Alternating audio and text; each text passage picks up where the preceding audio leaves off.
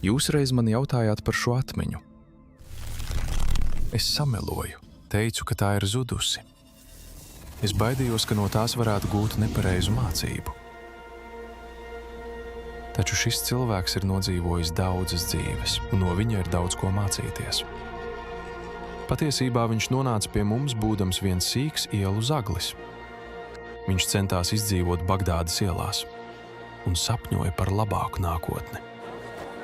Ne tikai sev, bet arī visiem tiem trūcīgajiem un pamestajiem, kuru ciešanas neviens neievēroja. Jo, lai gan viņš dzīvoja zelta laikmetā, Abāsīdu kalifāta varenības virsotnē, pašā tā sirdī, zem zeltītā spožuma, slēpās pagrimums. Seno ordenis centās pakļaut šīs zemes un turēt tās nežēlīgā varā. Neredzamie, kā mūs toreiz sauca, stājas viņiem pretī, atkal un atkal uzbrūkot no ēnām. Mūsu cīņai nebija gala. Un pirms vairākiem gadsimtiem tās pašā centrā nonāca viņš, Basims ibn Išāks. Viņš godāja kredo, viņš to apšaubīja. Tāpat jādara arī mums. Ik viens no mums var sajaukt ēnas, kurās slēpjamies ar gaismu, kurai kalpojam. Varbūt pienāks brīdis, kad arī mums būs jāiztur tāds pats pārbaudījums. Baidos, ka šis brīdis ir tuvu.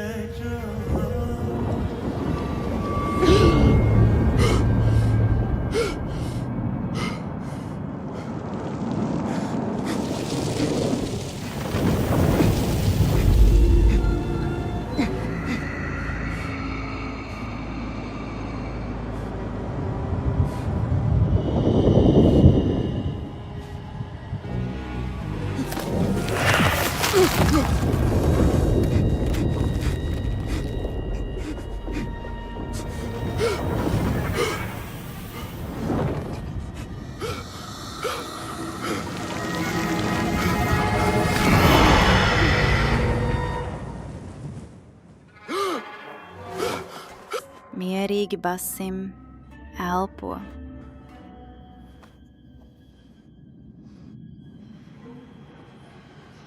Atkal tas džins rādījās sapnī? Un ko mūsu draudziņš šoreiz gribēja? Noplēst miesu no maniem kauliem, aprīt manas iekšas. Daudz jau viņš nerunā, bet pēdas gan atstāja. Es vēl aizvien jūtu, kā tas rāpo pa manu ādu. Nekas īpaši oriģināls. Tev vajadzētu viņam to pateikt. Pagaidām aizmirsīsim par džinu. Ir sākusies jauna diena, un mums ir darbs. Dervis atstājis vēl vienu uzdevumu. Kam?